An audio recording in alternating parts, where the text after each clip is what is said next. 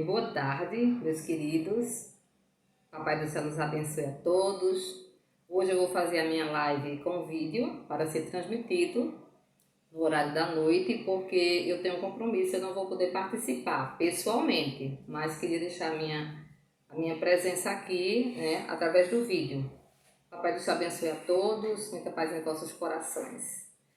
O assunto hoje eu vou falar sobre o modus operandi dos espíritos.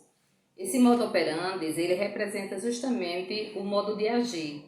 É a forma como os espíritos se caracterizam, com a sua forma peculiar, que os diferenciam uns dos outros, né? É a forma como as entidades, né, se comunicam com o mundo material, nos ambientes terrestres. Então, para que isso aconteça, é necessário que haja a base do magnetismo universal. Esse magnetismo universal nada mais é do que aqueles fenômenos que nós já vimos lá atrás, que é de atração ou repulsão entre os corpos, né? Então, dentro do qual, quer dizer, desse magnetismo, todos os seres do mundo eles gravitam, né, para a suprema perfeição. E para nós humanos é até incalculável avaliarmos a extensão do papel que eles ocupam, né, para que haja essa telepatia, que representa nada mais é do que os fenômenos mediúnicos. O processo das comunicações, segundo Emmanuel, entre os planos, né, o material espiritual, ou os planos visível e invisível, ele acontece sobretudo através de trabalhos, né, que devem interessar ao progresso das criaturas. E nós vemos muito frequentemente as pessoas quererem saber de coisas, né, que não são permitidas, inclusive, de serem reveladas, e elas querem saber. E muitas vezes o médium não consegue devido a isso. O objetivo maior da espiritualidade, dessas comunicações, é trazer respostas para o progresso das criaturas, da humanidade, né, de modo geral. Então, isso requer a utilização de inteligências nobres do espaço. São inteligências que possuem um grau elevado e que muitas vezes o nosso meio, né, terráqueo, a gente nem sequer pode comportar devido às nossas limitações. Então, dentro de todo esse trabalho, né, dessa dinâmica espiritual e essas forças que atuam mesmo à distância, né, existe um poder muito grande que as governam e as controlam. E que muitas vezes, né, ainda está longe de ser apreciado pelas nossas condições de espíritos encarnados. Então, essas entidades consideradas nesse livro por Emmanuel como entidades sábias e benevolentes, elas já estão totalmente desvinculadas, né, de todos os envolutórios terrestres. E por isso elas têm um grau mais elevado nas suas comunicações. E elas conseguem ultrapassar essas distâncias imensas em um tempo assim sequer imaginado pelos humanos. E outra coisa que é observada nessas entidades sábias são os seus ensinamentos, eles são ensinamentos ministrados, elevados, né? E que necessita que eles venham de cérebros possuidores de capacidade receptiva, que são os médiuns. Então eles precisam abrir os seus canais mediúnicos para que não hajam obstáculos, né, que não possam ser superados nesses momentos. Então Emmanuel ele caracteriza a natureza dessas comunicações conforme o grau de elevação da entidade, que ele pode ser de elevação ou de inferioridade. Uns são sábios, outros são ignorantes, né, e cada um se manifesta de uma forma diferente. Inclusive, ele assinala a natureza de alguns desses espíritos, dessas entidades, que podem ser frívolas, elas podem ser grosseiras, mas também elas podem ser sérias e instrutivas. Então, cabe ao médium o cuidado quando for selecionar o recebimento dessas mensagens. Então, se for, por exemplo, um espírito infeliz, né, a caridade manda que nós devemos tratá-lo com as atenções que ele merece.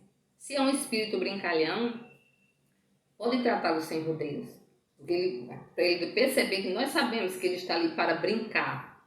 E existe também o malvado, né? E por ele nós temos que pedir a Deus a sua melhora. Então, em todos os casos, a prece só pode dar bons resultados. Eu tive a oportunidade de presenciar, né, uma manifestação mediúnica de um espírito brincalhão, E quando ele chegou, que me olhou, né, o médium me olhou, já foi dizendo: "Ah, viuvinha, você está aqui? Eu já estava ali esperando." Então, assim, num tom de deboche. E naquele momento, né, eu entrei em oração, como também as pessoas que estavam presentes junto comigo. Então, os aparelhos mediúnicos, né, eles possuem faculdades registradoras dos planos invisíveis. E as pessoas que conseguem isso, que são chamados de aparelhos mediúnicos, nada mais são do que as pessoas sensitivas ou médiums, né, que possuem essa condição, né, que será, inclusive, Emmanuel, será uma condição de todos os homens do porvir. Então, são inúmeras as legiões de seres que perambulam conosco, né, e sem a indumentária carnal, ou seja, são espíritos que estão no orbe espiritual. E nós percebemos que à medida que eles evoluem e se conservam nas esferas de um conhecimento muito superior ao nosso, até pelas condições inerentes à sua própria natureza, nós podemos ter a certeza de que nós nunca vamos estar sozinhos. Então, se pergunta, no caso, quem são os médios na sua generalidade? Então, algumas pessoas que desconhecem esse fato acham que ser médium é uma coisa muito bacana, é coisa para os grandes, né? É um dom. Quando usa o nome dom, é cheio de tanto orgulho, de tanta prepotência que Deus dá para os homens. E não é bem assim. Emmanuel deixa muito claro, né, que os médiuns, em sua generalidade, eles são missionários na acepção comum do termo. Em outras palavras, Emmanuel diz que são almas que fracassaram desastrosamente, que contrariam sobremaneira o curso das leis divinas e que vieram aqui para resgatar, sob o peso de severos compromissos e ilimitadas responsabilidades, como resultado do seu passado obscuro e delituoso. Percebe, meus irmãos, a responsabilidade que um médium tem quando ele está aqui, né, no exercício, né, das suas faculdades mediúnicas? E ele diz ainda que o seu pretérito muitas vezes se encontra inodado de graves deslizes, de erros glamurosos. Quase sempre são espíritos que tombaram, não é, no cume das sociedades, pelos abusos de poder, da autoridade, da fortuna, abusaram da inteligência e que resgatam agora na condição de médium, no orbe terráqueo, né, para que se sacrifiquem em favor do grande número de almas que desviaram das sendas luminosas da fé, da caridade e da verdade. Então, essas são almas arrependidas que pediram para virem aqui nessa condição, justamente procurando arrebanhar todas as felicidades que perderam, reorganizando com sacrifícios, né, tudo quanto esfacelaram nos seus instantes de criminosas arbitrariedades e condenavam insânia, como diz no livro Emmanuel, livro de um nome também chamado Emmanuel, por Emmanuel, e psicografado por Cândido Xavier. Foi publicado pela FEB no dia 2 de 12 de 2018. E Emmanuel continua, né, que a espiritualidade envia aos homens a sua mensagem luminosa dos cílios resplandecentes. Então, quando a entidade é uma entidade de luz, é uma entidade sábia, ele vem trazendo mensagens luminosas, resplandecentes. Eles trazem consolo aos homens. Eles chegam aqui como cartas consoladoras, né, que acalentam os corações que se encontram em aflições. E eles formulam desejo de ação nos planos da matéria. Eles procuram atuar com sua vontade superior sobre o cérebro visado. Então, o que se encontra, na verdade, é a afinidade com as suas vibrações, ou seja, com a vibração do médium e a vibração da entidade. Então, por isso a necessidade do médium orar e vigiar, como Emmanuel nos vem orientando, para que ele consiga, né, manter as suas vibrações no nível superior, para que não atraia esses espíritos, né, brincalhões, espíritos enganadores. E é justamente através dessas forças teledinâmicas, né, como é utilizado por Emmanuel, né, que nós podemos avaliar a qualidade desses fluidos que vêm influenciar a natureza particular do sensitivo. Então, na alma do sujeito, né, se observa que opera-se uma série de fenômenos alucinatórios, sob uma ação consciente do espírito que o guia nos planos intangíveis. Nessas comunicações, muitas vezes, através da psicografia, o médium, até a letra dele, ela se modifica. E quando vem uma mensagem, por exemplo, para um familiar, para a família reconhece a letra do desencarnado. Então, ele reproduz, ele se prevalece do punho do médium e reproduz realmente a sua caligrafia. Não é fácil, é muito difícil, o médium tem que estar numa vibração muito boa, tem que ter um comportamento assim irrepreensível, né, perante as leis divinas. E Emmanuel continua dizendo que, segundo a necessidade, o espírito induz, né, a esse médium, aquela imagem, em vibrações que o envolvam, que vão se traduzir justamente, como eu acabei, pelo sensitivo. Então, isso são chamados de possibilidades intelectivas e sentimentais. Então, há instrumentos que eles vêm interpretar com fidelidade realmente a comunicação. Outras não dispõem de elementos necessários para esse fim. Então, de acordo com isso, a necessidade por parte dos desencarnados nesse trabalho, né, que muitas vezes ele é fatigante, como nós vivemos o trabalho vivenciado por Chico Xavier, né, para que tais fenômenos se verifiquem. Mas Chico dedicou a sua vida ao trabalho mediúnico. Ele tinha hora de começar e não tinha hora de terminar. Enquanto tivesse uma única pessoa dentro do salão para ser atendido, ele atendia. E muitas vezes, quando ele terminava, o dia já estava amanhecendo. Então, era um trabalho de dedicação extrema. Então, para que tudo isso aconteça, basta, né, o desejo que o médium tem de realizar esse tipo de comunicação. Então, Emmanuel fala também da ideoplasticidade, que é justamente a modelagem da matéria viva, elaborada pela força do pensamento.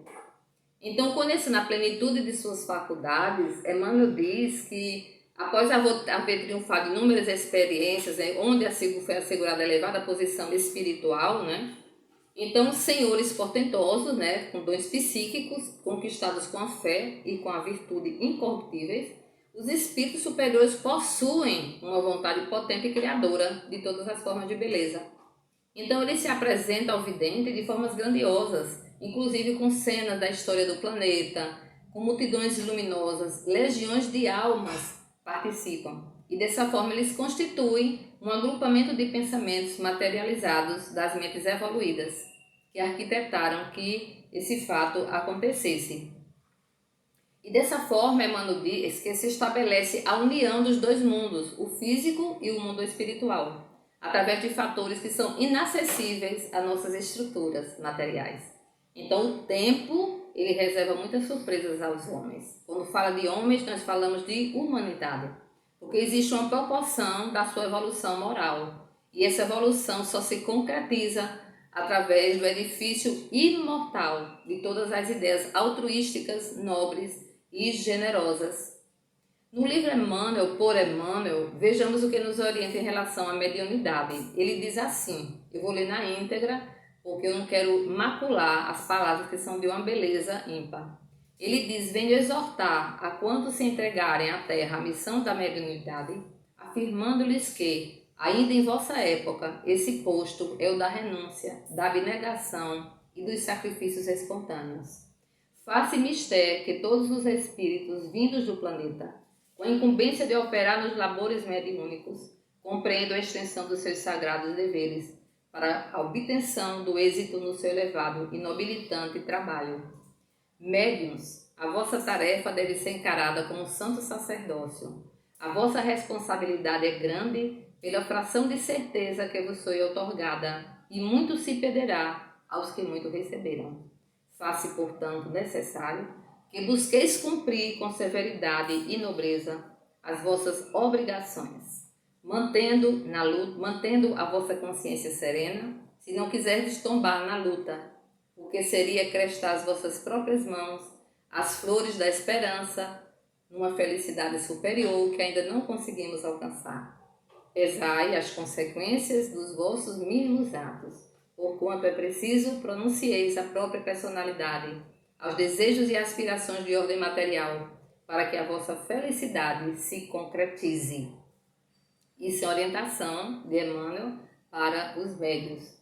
E no livro Pelo Espírito de Emmanuel, Segue-me, né, que também foi psicografado por Chico Xavier, Ele diz que todos os sofrimentos dos homens originam-se da pretensão do homem de usurpar o divino poder. E ele cita que o orgulho, a vaidade, a insensatez, o egoísmo, a perversidade, a rebeldia e opressão representam modalidades variadas dessa usurpação indébita do homem ao divino poder. Ele cita ainda a guerra e o seu secular pestilencial. Ele cita a tirania e o instinto revolucionário, as paixões arrasadoras, os desastres espirituais que ainda nós encarnados podemos passar e muitos já estão passando.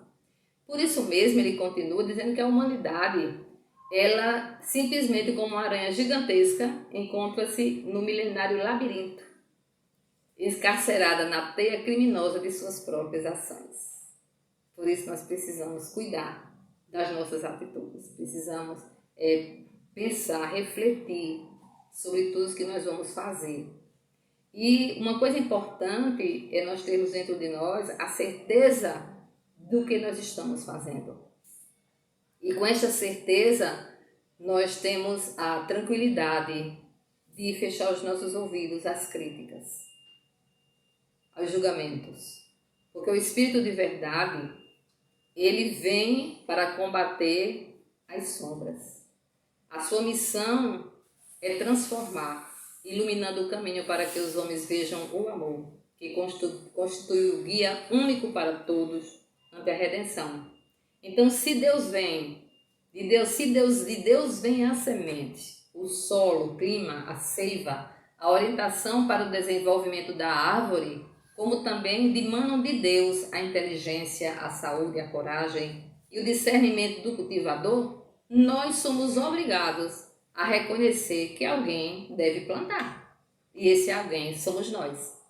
Então, meus irmãos, que nossa atividade dentro da vida produza muitos frutos de paz e sabedoria, amor e esperança, fé e alegria, justiça e misericórdia, em trabalho pessoal digno e constante, porquanto somente assim o Pai será por nós glorificado, e só nessa condição seremos discípulos do Mestre crucificado e redivivo.